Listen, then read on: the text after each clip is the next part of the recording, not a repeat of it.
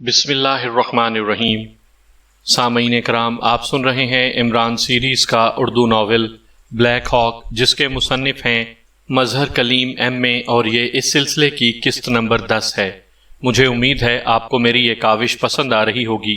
آپ نے اگر ابھی تک میرا چینل کہانی گھر سبسکرائب نہیں کیا تو ابھی میرے چینل کو سبسکرائب کر کے بیل نوٹیفیکیشن آن کر لیجئے تاکہ آنے والی ہر نئی کہانی کی اطلاع بر وقت آپ تک پہنچ سکے۔ کرنل کارٹر اپنے آفس میں موجود تھا کہ سامنے پڑے ہوئے انٹرکام کی گھنٹی بج اٹھی اور کرنل کارٹر نے ہاتھ بڑھا کر ریسیور اٹھا لیا۔ یس بلیک ہاک، کرنل کارٹر نے تہکمانہ لہجے میں کہا۔ وہ اپنے ساتھیوں کے ساتھ کم ہی گفتگو کرتا تھا اور انٹرکام کی گھنٹی بجنے کا مطلب تھا کہ اس کے کسی ساتھی ہی کی کال ہے۔ مارکر بول رہا ہوں باس، ایئر چیک پوسٹ نمبر 3 سے۔ دوسری طرف سے ایک آواز سنائی دی تو کرنل کارٹر بے اختیار چونک پڑا۔ کیا بات ہے؟ کیوں کال کی ہے؟ کرنل کارٹر نے چونک کر پوچھا۔ باس، آپ خود ایئر چیک پوسٹ نمبر 3 پر آ جائیں، ایک اہم منظر آپ کو دکھانا ہے، دوسری طرف سے کہا گیا۔ کیا ہوا ہے؟ پہلے کچھ بتاؤ تو صحیح، کرنل کارٹر نے تیز لہجے میں کہا۔ آپ آ کر دیکھ لیں، میرا خیال ہے کہ عمران اور اس کے ساتھی کسی خاص منصوبہ بندی میں مصروف ہیں جس کی سمجھ مجھے نہیں آ رہی، دوسری طرف سے مارکر نے کہا تو کرنل کارٹر بے اختیار اچھل پڑا۔ عمران اور اس کے ساتھی؟ کیا کہہ رہے ہو؟ کرنل کارٹر نے تیز لہجے میں کہا۔ آپ آئیں تو صحیح باس، دوسری طرف سے کہا گیا تو کرنل کارٹر نے ایک جھٹکے سے ریسیور کریڈل پر رکھا اور کرسی سے اٹھ کر تیز تیز قدم اٹھاتا ہوا آفس سے باہر آیا۔ چند لمحوں بعد وہ مشرقی سمت پر موجود ایئر چیک پوسٹ نمبر 3 کی طرف بڑھا چلا جا رہا تھا۔ یہ پہاڑی تھی، اس لیے یہاں پہاڑی پر پیدل ہی چلا جا سکتا تھا۔ تھوڑی دیر بعد وہ چیک پوسٹ پر پہنچ گیا اور پھر تیزی سے سیڑھیاں چڑھتا ہوا اوپر پہنچ گیا۔ چیک پوسٹ پر موجود سب لوگ مشرقی سمت موجود تھے۔ ایک انتہائی طاقتور دوربین اس طرف نصب تھی۔ کیا ہوا ہے مارکر؟ کرنل کارٹر نے تیز لہجے میں کہا۔ آپ دیکھ لیں باس، مارکر نے کہا تو کرنل کارٹر نے آگے بڑھ کر دوربین سے دیکھنا شروع کر دیا اور اس کے ساتھ ہی اس کے چہرے پر انتہائی حیرت کے تاثرات ابھر آئے، کیونکہ 2 کاریں کھلے میدان میں موجود تھیں اور 5-6 مرد اور 2 عورتیں کاروں سے باہر ادھر ادھر گھوم پھر رہے تھے، جبکہ سائیڈ پر کئی لمبے لمبے بانس موجود تھے جو مزید لمبے بنائے جا رہے تھے۔ وہ ٹکڑوں کو آپس میں جوڑتے اور پھر ایک کافی لمبا بانس تیار کر لیتے۔ حالانکہ اس وقت رات کا گہرا اندھیرا ہر طرف پھیلا ہوا تھا، لیکن اس خصوص ساخت کی نائٹ ٹیلی اسکوپ میں سارا منظر اس طرح نظر آ رہا تھا جیسے دن کی روشنی پھیلی ہوئی ہو۔ مرد اور عورتیں سب ایکریمین تھے۔ یہ لوگ کتنے فاصلے پر ہیں؟ کرنل کارٹر نے دوربین سے آنکھ ہٹا کر مارکر سے پوچھا۔ تقریباً 1.5 کلومیٹر کا فاصلہ ہے جناب۔ یہ تو اس خصوصی ٹیلی اسکوپ کی وجہ سے ہمیں نظر آ رہے ہیں، ورنہ طاقتور سے طاقتور ٹیلی اسکوپ اتنے فاصلے کو کور نہیں کر سکتی، مارکر نے کہا۔ تم نے کیسے یہ نتیجہ نکال لیا کہ یہ عمران اور اس کے ساتھی ہیں؟ کرنل کارٹر نے کہا۔ باس، جس پر اصرار انداز میں یہ کام کر رہے ہیں اس سے میں نے اندازہ لگایا ہے۔ آپ نے خود دیکھا ہے کہ یہ لوگ چھوٹے چھوٹے ٹکڑوں کو جوڑ کر لمبے لمبے بانس تیار کر رہے ہیں اور پھر ان کی تعداد اور یہاں یہ گھپ اندھیرے میں کیا کیا جا رہا ہے، مارکر نے کہا۔ ہاں، تمہارا اندازہ درست ہے، میرا بھی یہی خیال ہے، کرنل کارٹر نے کہا، اور ایک بار پھر اس نے دوربین سے آنکھ لگا دی۔ کاریں اب بھی موجود تھیں لیکن وہاں کوئی آدمی موجود نہ تھا۔ او، یہ لوگ کہاں چلے گئے ہیں؟ کرنل کارٹر نے کہا، اور اس کے ساتھ ہی اس نے دوربین کو دوبارہ ایڈجسٹ کرنا شروع کر دیا۔ کافی دیر تک وہ ایسا کرتا رہا اور پھر اس کے منہ سے بے اختیار ایک حیرت بھری سیٹی جیسی آواز نکلی، کیونکہ اب 7 مرد اور 2 عورتیں ہاتھوں میں بانس پکڑے اطمینان سے چلتے ہوئے اسپاٹ کی طرف بڑھے چلے جا رہے تھے۔ بلبوں اور سرچ لائٹس کی تیز روشنی کے دائرے میں آ کر یہ کیسے چھپ سکیں گے؟ اور اگر ان کا خیال ہوگا کہ وہ ویری اسٹرینج، اور اب میں سمجھ گیا ہوں، کرنل کارٹر نے بات کرتے کرتے چونک کر کہا، اور اس کے ساتھ ہی وہ سیدھا ہو گیا۔ کیا ہوا ہے باس؟ مارکر نے حیرت بھرے لہجے میں کہا۔ وہاں موجود باقی لوگ خاموش کھڑے ہوئے تھے، کیونکہ کرنل کارٹر کی عادت تھی کہ وہ صرف شعبے کے انچارج سے بات کرتا تھا۔ اگر کوئی اور آدمی درمیان میں بول پڑتا تو وہ اس کا انتہائی سخت نوٹس لیتا تھا، اس لیے کرنل کارٹر کا ہر آدمی اس بات کا خصوصی طور پر خیال رکھتا تھا۔ اب میں ساری بات سمجھ گیا ہوں۔ یہ لوگ واقعی حیرت انگیز انداز میں سوچتے ہیں۔ یہ لمبے لمبے بانس لے کر یہاں پہنچیں گے اور پھر کسی پول والٹ کے کھلاڑی کی طرح ان لچکدار بانسوں کی مدد سے خاردار تاروں کو کراس کر کے اندر پہنچ جائیں گے، کرنل کارٹر نے کہا۔ لیکن باس، یہاں لائٹس موجود ہیں اور جیسے ہی یہ لوگ ان لائٹس کے دائرے میں پہنچیں گے ان پر انتہائی آسانی سے فائر کھولا جا سکتا ہے، اور اس کے باوجود اگر کوئی اندر پہنچ بھی گیا تو تیز لائٹس کی وجہ سے اسے بھی آسانی سے نشانہ بنایا جا سکتا ہے، مارکر نے کہا۔ یقیناً انہوں نے اس کا بھی کوئی حل سوچ رکھا ہوگا۔ بہرحال چونکہ یہ انتہائی دلچسپ تجربہ ہے اس لیے میں اسے مکمل ہوتا دیکھنا چاہتا ہوں، کرنل کارٹر نے کہا تو مارکر سمیت باقی سب ساتھی بھی چونک پڑے۔ کیا مطلب باس؟ مارکر نے حیرت بھرے لہجے میں کہا۔ ان لوگوں پر باقاعدہ فائر کھولا جائے، لیکن اگر اس کے باوجود یہ اندر پہنچ جائیں تو ان پر فائرنگ کے بجائے بے ہوش کر دینے والی گیس فائر کی جائے۔ میں انہیں ہوش میں لا کر ان سے یہ پوچھنا چاہتا ہوں کہ انہوں نے مشینی کائٹس والا آئیڈیا کیوں ڈراپ کر دیا ہے اور بظاہر یہ احمقانہ منصوبہ کیوں بنایا ہے، کرنل کارٹر نے کہا۔ واقعی باس، یہ منصوبہ تو انتہائی احمقانہ ہے، مارکر نے کہا۔ نہیں، ہمیں احمقانہ لگ رہا ہے۔ میرا خیال ہے کہ یہ لائٹس آف کرنے کا کوئی نہ کوئی طریقہ استعمال کریں گے۔ تم ایسا کرو کہ انسٹان مشین آف کر کے اس کی ریز کو مشرقی سمت میں پھیلا دو تاکہ اگر یہ لائٹس بھی آف کریں تو اس ریز کی وجہ سے ہم ان کی کارروائی کو چیک بھی کر سکیں اور پھر ٹریکو ریز کی مدد سے بے ہوش بھی کر سکیں، کرنل کارٹر نے کہا، اور مارکر نے اس بات میں سر ہلا دیا، جبکہ کرنل کارٹر نے ایک بار پھر نائٹ ٹیلی اسکوپ سے آنکھ لگا دی، لیکن منظر میں چونکہ یہ لوگ موجود نہ تھے اس لیے اس نے دوربین کو دوبارہ ایڈجسٹ کرنا شروع کر دیا، اور پھر جب یہ لوگ منظر میں آ گئے تو اس نے ہاتھ روک لیا۔ یہ لوگ مسلسل آگے بڑھے چلے آ رہے تھے اور اب وہ روشنی کے دائرے سے کچھ فاصلے پر تھے۔ پھر چند لمحوں بعد وہ سب بے اختیار رک گئے۔ ان میں سے ایک نے جیب سے ایک چھوٹا سا ٹرانسمیٹر نکالا اور اس کا بٹن آن کر کے اس پر بات کرنے لگا، پھر اس نے اسے آف کر کے واپس جیب میں ڈال لیا۔ باس، انسٹان مشین آن ہے۔ اچانک کرنل کارٹر کو اپنے پیچھے مارکر کی آواز سنائی دی تو اس نے سر اٹھایا اور پھر تیزی سے مڑ کر وہ چیک پوسٹ کے درمیان بنے ہوئے لکڑی کے کیبن کی طرف بڑھ گیا جہاں انتہائی جدید مشینری نصب تھی۔ کیبن میں داخل ہو کر وہ ایک کونے میں نصب بڑی سی مشین کی طرف بڑھ گیا جس کے درمیان ایک بڑی سی سکرین روشن تھی۔ مارکر نے آگے بڑھ کر اسے مزید آپریٹ کرنا شروع کر دیا اور چند لمحوں بعد سکرین 2 حصوں میں تقسیم ہو گئی اور اس کے ساتھ ہی کرنل کارٹر بے اختیار اچھل پڑا، کیونکہ ایک حصے میں تو وہ 7 مرد اور 2 عورتیں ہاتھوں میں بانس پکڑے کھڑے نظر آ رہے تھے، جبکہ دوسرے منظر میں ایک آدمی زمین پر کرالنگ کرتا ہوا تیزی سے خاردار تاروں کی طرف بڑھا چلا آ رہا تھا۔ اوہ، یہ آدمی لائٹس کے ساتھ کچھ کرنا چاہتا ہے، کرنل کارٹر نے کہا۔ باس، یہ اس وقت فائرنگ رینج میں ہے، اگر آپ حکم دیں تو اسے آسانی سے ہلاک کیا جا سکتا ہے، مارکر نے کہا۔ نہیں، اب جب کہ ہمیں سب کچھ معلوم ہو چکا ہے اب یہ لوگ کچھ بھی نہیں کر سکتے، اس لیے ان کی ہلاکت اب دوسرے انداز میں ہوگی۔ انہیں کرنے دو جو کچھ کرنا چاہتے ہیں، کرنل کارٹر نے کہا، اور مارکر نے اس بات میں سر ہلا دیا۔ اس دوران وہ آدمی کرالنگ کرتا ہوا آخرکار خاردار تاروں کے قریب پہنچ گیا۔ وہ وہاں چند لمحے لیٹا رہا، پھر اچانک اٹھ کر کھڑا ہو گیا۔ اس نے ہاتھ اونچا کیا، اس کے ہاتھ میں کوئی کپڑا تھا۔ اس نے کپڑا جلتے ہوئے بلب پر رکھ دیا اور دوسرے لمحے جب اس کا ہاتھ علیحدہ ہوا تو بلب ہولڈر سے علیحدہ ہو چکا تھا۔ یہ کیا کرنا چاہتا ہے؟ یہ ایک بلب اتارنے سے کیا ہوگا؟ کرنل کارٹر نے حیرت بھرے لہجے میں کہا۔ اسی لمحے اس آدمی کا دوسرا ہاتھ حرکت میں آیا اور پھر اس کا یہ ہاتھ ہولڈر پر جم گیا۔ چند لمحوں بعد اس نے ہاتھ ہٹایا اور پھر بلب والا ہاتھ ہولڈر کی طرف بڑھا۔ چند لمحوں بعد یوں دکھائی دے رہا تھا جیسے وہ بلب ہولڈر میں لگا رہا ہو۔ اچانک جھماکا ہوا اور کیبن میں یک لخت گھپ اندھیرا سا چھا گیا۔ صرف انسٹان مشین کام کر رہی تھی کیونکہ اس کے اندر اپنی بیٹری تھی۔ اس کا تعلق الیکٹرک سے نہ تھا اور اس کی سکرین بھی روشن تھی۔ البتہ اب سکرین پر خاردار تاروں پر موجود تمام بلب بجھ گئے تھے، اور نہ صرف بلب بجھ گئے تھے بلکہ سرچ لائٹس بھی بجھ گئی تھیں۔ یہ کیا ہوا؟ یہ کیسے ہوا؟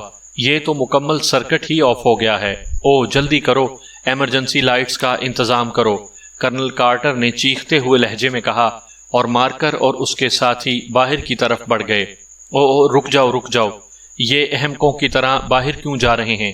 ہیڈ کوارٹر کال کر کے ان سے کہو کہ وہ اس سرکٹ کو دوبارہ آن کریں اور اس دوران ایمرجنسی لائٹس آن کریں، کرنل کارٹر نے چیختے ہوئے کہا۔ یس سر، مارکر نے کہا اور اس کونے کی طرف بڑھ گیا جس میں انٹرکام موجود تھا۔ ویسے تو کیبن اور باہر گھپ اندھیرا تھا، لیکن انسٹان مشین کی سکرین سے نکلنے والی روشنی کی وجہ سے کیبن میں ہلکی سی روشنی موجود تھی۔ کرنل کارٹر کی نظریں انسٹان مشین کی سکرین پر جمی ہوئی تھیں۔ اب 7 مرد اور 2 عورتیں جو پہلے رک گئی تھیں، وہ سب اب دوڑتے ہوئے خاردار تاروں کی طرف بڑھے چلے آ رہے تھے، جبکہ وہ آدمی جو پہلے خاردار تاروں کے قریب موجود تھا وہ بھی اب تیزی سے واپس جا رہا تھا۔ تھوڑی دیر بعد وہ آپس میں مل گئے۔ مارکر، کرنل کارٹر نے یکلخت چیختے ہوئے کہا، میں نے کہہ دیا ہے باس، وہ ایمرجنسی لائٹس کا بندوبست کر رہے ہیں، اس کے بعد سرکٹ کو چیک کریں گے۔ مارکر نے قریب آ کر جواب دیتے ہوئے کہا، ٹریکو ریز ایڈجسٹ کی ہیں تم نے یا نہیں؟ کرنل کارٹر نے کہا، یس باس، اس کا لنک انسٹان مشین کے ساتھ بھی کر دیا ہے۔ مارکر نے کہا، اوکے پھر آگے آؤ اور اسے خود آپریٹ کرو۔ مجھے یقین ہے کہ اب یہ لوگ پول والٹ کے انداز میں خاردار تاروں کے اوپر سے اندر آ جائیں گے اور تم نے انہیں ٹریکو ریز کی مدد سے بے ہوش کرنا ہے۔ کرنل کارٹر نے پیچھے ہٹتے ہوئے کہا، یس باس، لیکن باس، جبکہ سرکٹ بھی آف ہو گیا ہے، اب تو یہ ویسے بھی خاردار تاروں کو کاٹ کر یا ویسے چڑھ کر اندر کود سکتے ہیں، اب انہیں پول والٹ کا سہارا لینے کی کیا ضرورت ہے؟ مارکر نے آگے بڑھتے ہوئے کہا، شاید ان کے خیال میں ہے کہ لائٹس آف ہو جانے کے باوجود کوئی مخصوص ریس خاردار تاروں میں موجود ہو۔ کرنل کارٹر نے کہا اور مارکر نے اسبات میں سر ہلا دیا، اور پھر وہ یہ دیکھ کر چونک پڑے کہ اس شخص نے جس نے لائٹس آف کی تھیں ہاتھ میں ایک لمبا بانس پکڑا اور اسے اٹھا کر تیزی سے دوڑتا ہوا خاردار تاروں کی طرف دوڑنے لگا۔ اچانک اس نے بانس کا آگے والا سرا زمین سے لگایا اور دوسرے لمحے اس کا جسم بانس کے ساتھ ہی اوپر اٹھتا چلا گیا، اور پھر وہ واقعی ہوا میں تیرتا ہوا خاردار تاروں کے اوپر سے گزر کر اندر گرنے لگا۔ اس نے بانس البتہ چھوڑ دیا تھا، اور پھر پیرا ٹروپنگ کے انداز میں وہ نیچے گر کر چند قدم دوڑتا رہا اور پھر رک گیا۔ خبردار، اسے بے ہوش نہ کرنا، اس کے ساتھی سب اندر آ جائیں تو پھر ایسا کرنا، کرنل کارٹر نے کہا، اور مارکر نے اسبات میں سر ہلا دیا، اور پھر واقعی ایک ایک کر کے وہ سب خاردار تاروں کی دوسری طرف موجود تھے۔ مرد اور عورتیں بانسوں کی مدد سے ہوا میں تیرتی ہوئی خاردار تاروں کے اندر پہنچ گئیں۔ اب دوسری طرف صرف بانس پڑے ہوئے تھے۔ اب ٹریکو ریز فائر کرو، کرنل کارٹر نے چیختے ہوئے کہا، اور مارکر نے ایک ناب کو تیزی سے گھمایا اور پھر ایک بڑا سا بٹن پریس کر دیا۔ دوسرے لمحے کرنل کارٹر نے اندر پہنچ کر تیزی سے آگے بڑھتے ہوئے ان سب مردوں اور عورتوں کو اچھل کر زمین پر گرتے ہوئے دیکھا۔ وہ چند لمحے ادھر ادھر رول ہوتے رہے، پھر ساکت ہو گئے۔ گڈ شو، کرنل کارٹر نے کہا، اور تیزی سے مڑ کر وہ اس کمرے کی طرف بڑھ گیا جدھر انٹرکام موجود تھا۔ وہ ان لوگوں کو اٹھوا کر ہیڈ کوارٹر بھجوانا چاہتا تھا۔ لارڈ بوف مین اپنے محل میں بنے ہوئے اپنے مخصوص کمرے میں آرام سے کرسی پر بیٹھا ایک کتاب کے مطالعے میں مصروف تھا۔ گو رات خاصی گہری ہو گئی تھی، لیکن اس کی عادت تھی کہ وہ رات گئے تک مطالعہ میں مصروف رہتا تھا اور پھر سونے کے لیے بیڈ روم میں چلا جاتا تھا کہ اچانک پاس پڑے ہوئے فون کی گھنٹی بج اٹھی تو لارڈ بوف مین بری طرح چونک پڑا، کیونکہ اس وقت فون آنے کا مطلب تھا کہ کوئی ایمرجنسی ہو گئی ہے۔ اس نے جلدی سے ریسیور اٹھایا۔ یس، لارڈ بوف مین نے تیز لہجے میں کہا، ایئر فورس آپریشنل اسپاٹ سے جناب کرنل کارٹر کا فون ہے، وہ آپ سے کوئی خاص بات کرنا چاہتے ہیں۔ دوسری طرف سے فون آپریٹر کی مؤدبانہ آواز سنائی دی۔ کیا تم نے چیک کر لیا ہے کہ کرنل کارٹر ہی بات کر رہا ہے؟ لارڈ نے تیز لہجے میں کہا۔ یس سر، وائس چیکنگ کمپیوٹر نے ان کی وائس کو اوکے کر دیا ہے، تب ہی میں نے آپ کو یہاں رنگ کیا ہے، آپریٹر نے مؤدبانہ لہجے میں جواب دیتے ہوئے کہا۔ اوکے کراؤ بات، لارڈ نے کہا۔ ہیلو، کرنل کارٹر بول رہا ہوں۔ چند لمحوں بعد کرنل کارٹر کی آواز سنائی دی۔ اس کے لہجے میں عجیب سی فتح مندی اور کامیابی کے تاثرات نمایاں تھے، اس لیے لارڈ اس کا لہجہ سنتے ہی بے اختیار چونک پڑا تھا۔ یس، لارڈ بوف مین بول رہا ہوں، کیا کوئی خاص بات ہو گئی ہے کرنل کارٹر؟ لارڈ نے نرم لہجے میں کہا۔ یس سر، عمران اور پاکیشیا سیکرٹ سروس کو گرفتار کر لیا گیا ہے، کرنل کارٹر نے جواب دیا تو لارڈ بوف مین اس بار محاورتاً نہیں بلکہ حقیقتاً اچھل پڑا۔ اس کے چہرے پر انتہائی حیرت کے تاثرات ابھر آئے تھے۔ کیا مطلب؟ کس نے گرفتار کیا ہے؟ لارڈ نے انتہائی حیرت بھرے لہجے میں کہا۔ میں نے لارڈ، اس وقت وہ آپریشنل سپاٹ پر بے ہوشی کے عالم میں بندھے ہوئے موجود ہیں، کرنل کارٹر نے بڑے فتح مندانہ لہجے میں کہا۔ اوہ، تم نے انہیں فوری طور پر ہلاک کیوں نہیں کیا؟ ایسے لوگوں کو تو ایک لمحے کا بھی وقفہ نہیں ملنا چاہیے۔ لارڈ نے اس بار قدرے بوکھلائے ہوئے لہجے میں کہا۔ جناب، آپ فکر مت کریں، میرا پنجہ موت کا پنجہ ہی ہوتا ہے، اب وہ میرے پنجے سے کسی صورت بھی نہیں نکل سکتے۔ میں چاہتا ہوں کہ آپ خود تشریف لائیں، جناب صدر صاحب کو بھی ساتھ لے آئیں، جی پی 5 کے کرنل ڈیوڈ اور ریڈ اتھارٹی کے کرنل پائک کو بھی بلوا لیں، تاکہ سب خود اپنی آنکھوں سے دیکھ کر اس بات کا اطمینان کر لیں کہ وہ واقعی وہی لوگ ہیں۔ اس کے بعد سب کے سامنے انہیں گولیوں سے اڑا دوں گا، تاکہ کل کو کسی کے ذہن میں شک کی کوئی گنجائش باقی نہ رہے۔ کرنل کارٹر نے کہا۔ تم پہلے مجھے یہ بتاؤ کہ ایسا ہوا کیسے؟ وہ کیسے پکڑے گئے؟ کہاں سے پکڑے گئے؟ لارڈ نے کہا تو کرنل کارٹر نے پہلے انہیں کائٹ فیسٹیول کے دوران مشینی کائٹس کی مدد سے گوام پہاڑی پر اترنے کے منصوبے کے بارے میں بتایا۔ جناب، میں نے اس کے لیے مکمل تیاری کر لی تھی، لیکن پھر بھی نہ جانے کیوں انہوں نے کائٹ فیسٹیول کا انتظار نہ کیا اور پول والٹ کا کھیل کھیلتے ہوئے سپاٹ کی حدود میں داخل ہو گئے۔ کرنل کارٹر نے مزے لے کر بات کرتے ہوئے کہا۔ پول والٹ کا مظاہرہ؟ کیا مطلب؟ لارڈ نے انتہائی حیرت بھرے لہجے میں کہا تو کرنل کارٹر نے مارکر کی طرف سے کال آنے سے لے کر آخر تک ان کے بے ہوش ہو جانے اور ہیڈ کوارٹر میں قید کیے جانے کی پوری تفصیل سنا دی۔ لیکن مکمل لائٹس انہوں نے کیسے آف کر دیں؟ اس کے لیے تو وہاں انتہائی خصوصی انتظامات کیے گئے تھے، لارڈ نے حیرت بھرے لہجے میں کہا۔ یہ لوگ واقعی بے حد ذہین ہیں۔ انہوں نے بڑا سادہ سا انداز اختیار کیا۔ ایک بلب کو انہوں نے ہولڈر سے نکال کر اس ہولڈر میں سکہ رکھ کر بلب لگا دیا، جس کی وجہ سے مکمل بریک ڈاؤن ہو گیا۔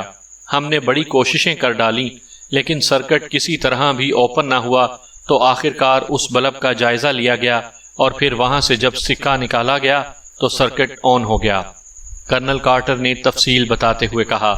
حیرت انگیز! پول والٹ کے ذریعے اندر آنا، ہولڈر میں سکہ ڈال کر لائٹس کے تمام انتظامات کو فیل کر دینا، یہ واقعی حیرت انگیز بات ہے۔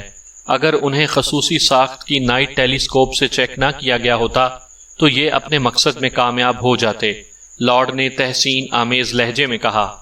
یس لارڈ، آپ کی بات درست ہے، یہ واقعی اپنے مقصد میں کامیاب ہو جاتے، کیونکہ مجھے تو یہ تصور ہی نہ تھا کہ یہ اس انداز میں بھی اندر پہنچ جائیں گے، اور وہ بھی ایک روز پہلے۔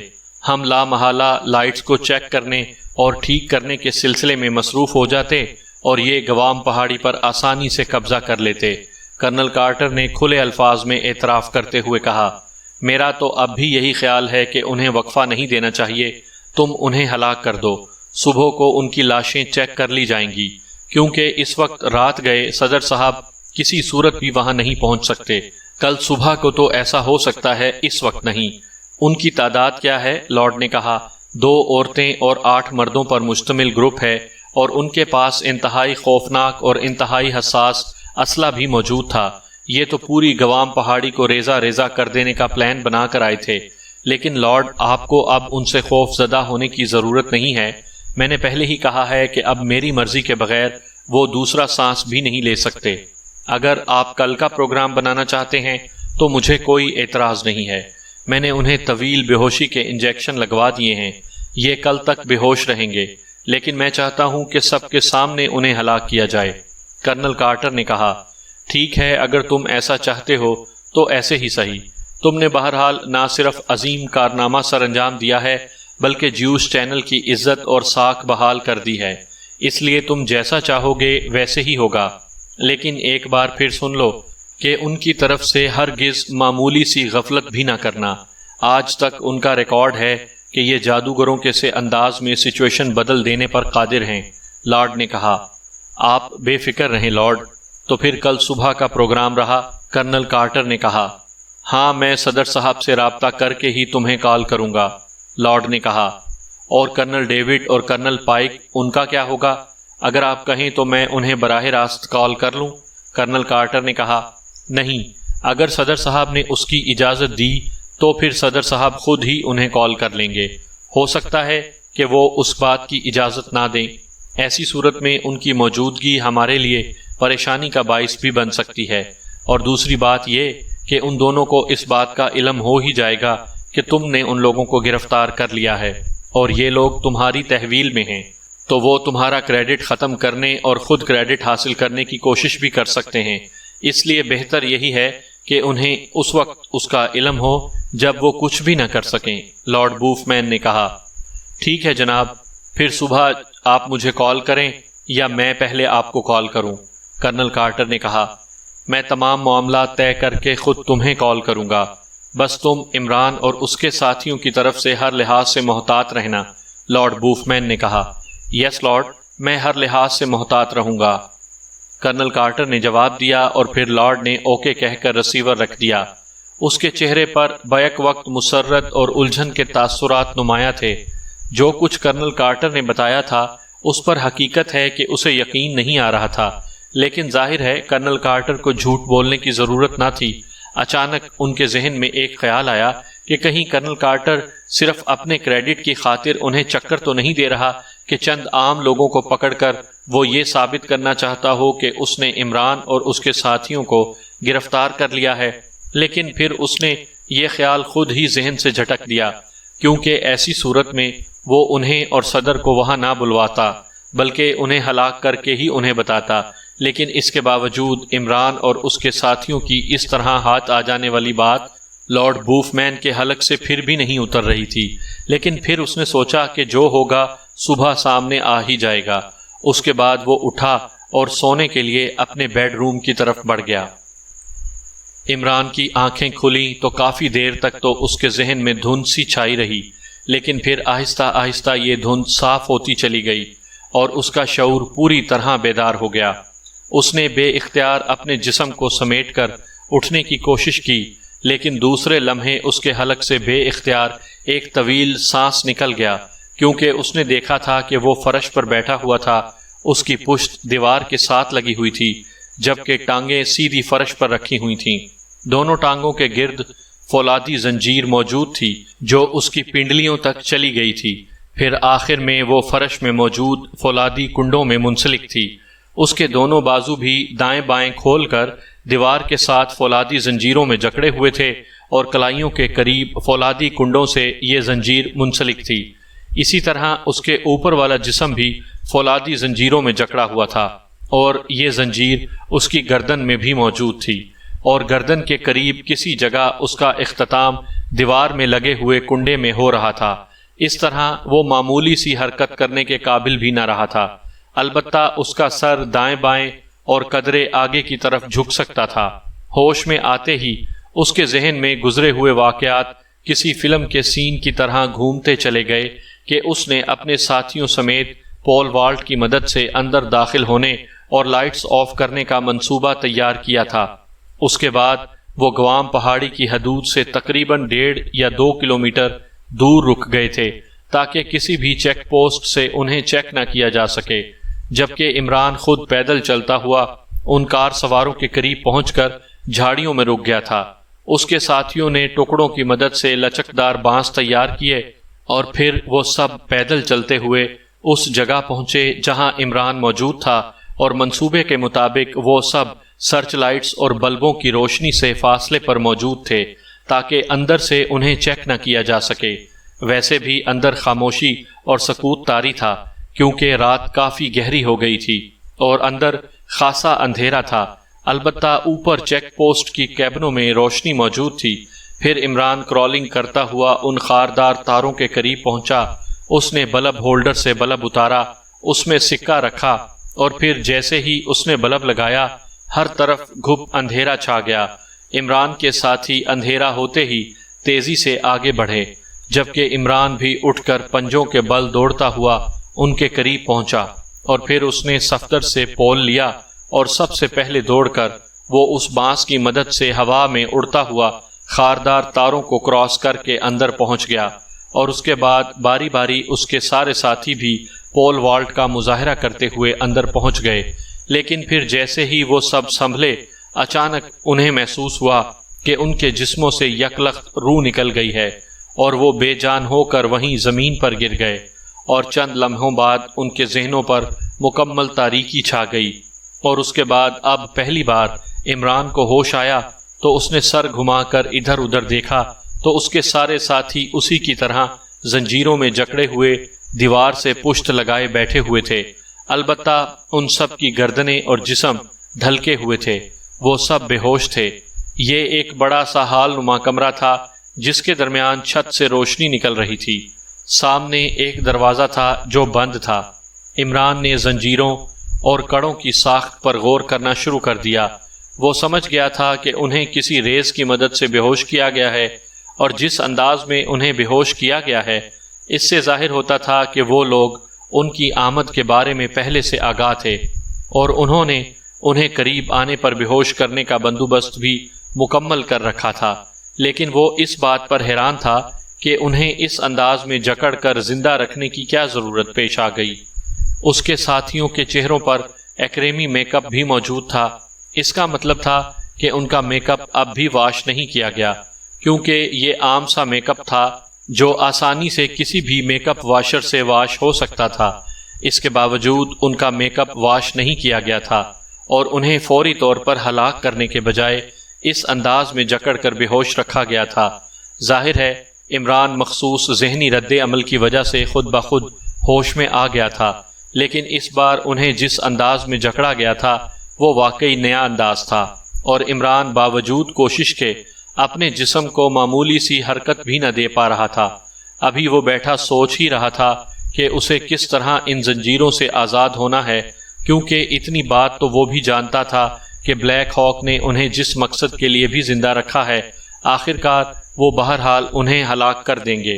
لیکن کوئی بات اس کی سمجھ میں نہ آ رہی تھی کہ اچانک اسے دروازے کی دوسری طرف تیز تیز قدموں کی آوازیں سنائی دینے لگیں، تو اس نے اپنی گردن اس طرح کر لی جیسے وہ بدستور بے ہوش ہے۔ اس نے اپنے جسم کو بھی ڈھیلا چھوڑ دیا تھا، البتہ اس کی آنکھوں میں معمولی سی جھری موجود تھی جس سے وہ سامنے کا منظر آسانی سے دیکھ سکتا تھا۔ وہ اس حالت میں اپنے ہوش میں آنے کی بات ان کے نوٹس میں نہ لانا چاہتا تھا۔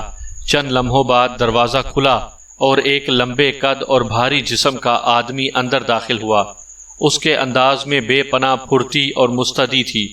اس نے بلیک جینز کے اوپر بلیک میرون جیکٹ پہن رکھی تھی، اس کی آنکھوں میں تیز چمک تھی۔ اس کے پیچھے دو مسلح افراد اندر داخل ہوئے۔ مارکر، اچھی طرح چیک کرو انہیں، کوئی زنجیر وغیرہ ڈھیلی تو نہیں، اور یہ بھی چیک کرو کہ زنجیریں اور فولادی کڑے کھولنے والے تمام بٹن لاکڈ ہیں یا نہیں۔ اس بلیک جیکٹ والے نے اپنے ایک ساتھی سے کہا، باس، یہ تو مسلسل بے ہوش پڑے ہوئے ہیں، یہ کیسے زنجیریں کھول سکتے ہیں؟ اس آدمی نے جواب دیا، یہ انتہائی خطرناک ایجنٹ بتائے جاتے ہیں مارکر، اس لیے ان سے کچھ بعید نہیں۔ میں نے لارڈ بوفمین سے بات کی ہے، میں تو چاہتا تھا کہ لارڈ بوفمین اور صدر صاحب کرنل ڈیوڈ اور کرنل پائک کے ہمراہ یہاں آ جاتے تاکہ میں ان سب کے سامنے انہیں ہلاک کر دیتا، لیکن لارڈ صاحب نے کہا ہے کہ اس وقت صدر صاحب یہاں نہیں آ سکتے، اس لیے اب بات کل صبح تک ٹل گئی ہے، اور ہو سکتا ہے کہ ان میں سے کسی کو صبح تک ہوش آ جائے۔ اس بلیک جینز والے نے کہا، اور عمران سمجھ گیا کہ یہ کرنل کارٹر اف بلیک ہاک ہے، یورپ کا معروف ایجنٹ جسے لارڈ بوفمین نے کلیسر کی ہلاکت کے بعد یہاں ان کے مقابلے کے لیے منگوا لیا ہے، اور جو ایک لحاظ سے جیوش چینل کا اب عملی انچارج ہے۔ یس باس، مارکر نے کہا، اور آگے بڑھ کر اس نے باری باری عمران سمیت ان سب کے ساتھیوں کی زنجیریں اور فولادی کڑوں کو اچھی طرح چیک کرنا شروع کر دیا۔ سب اوکے ہے باس، مارکر نے چیکنگ کے بعد پیچھے ہٹتے ہوئے کہا۔ ٹھیک ہے، آؤ اب صبح ان سے آخری ملاقات ہوگی، کرنل کارٹر نے کہا اور واپس مڑ گیا۔ اس کے پیچھے مارکر اور اس کا مسلح ساتھی بھی باہر چلا گیا، اور اس کے ساتھ ہی دروازہ بند ہوا تو عمران نے آنکھیں کھول کر گردن سیدھی کر لی۔ اب اسے یہ بات معلوم ہو گئی تھی کہ انہیں فوری طور پر ہلاک کرنے کے بجائے اس طرح بے ہوش کر کے کیوں باندھا گیا ہے، اور صبح تک مہلت بھی مل چکی تھی، اور عمران کے نقطہ نظر سے یہ دونوں باتیں سب سے اچھی ہوئی تھیں۔ ایک تو اسے معلوم ہو گیا تھا کہ ان فولادی کڑوں میں بہرحال بٹن موجود ہیں جنہیں لاکڈ کیا گیا ہے، اور دوسرے یہ کہ وہ بہرحال گوام پہاڑی پر ہی ہیں۔ چنانچہ اب عمران نے اطمینان سے اپنے آپ کو آزاد کرانے کے سلسلے میں غور کرنا شروع کر دیا۔